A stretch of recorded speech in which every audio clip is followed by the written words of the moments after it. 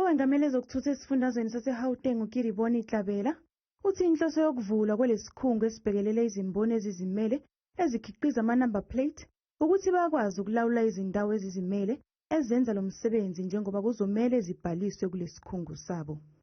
So it's the new number plate. So when there is a new number plate system, you must all comply.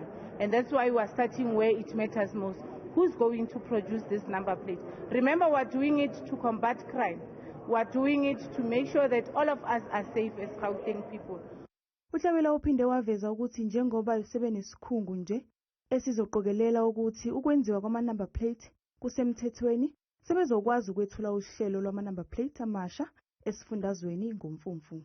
So it has been an intensive process, and that's why today we are unveiling.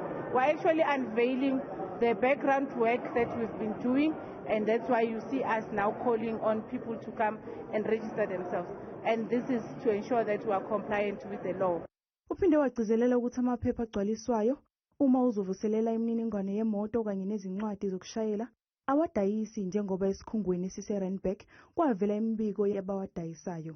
When you renew a licensing disc or a license in South Africa, everywhere in South Africa, including in our province, there's no way we make people to pay for forms.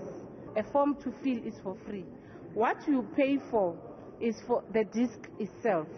Manje sekumele ubheke uma uyokwenza i-number plate ukuthi ngabe leyo ndawo ibhalisiwe ngokusemthethweni yini.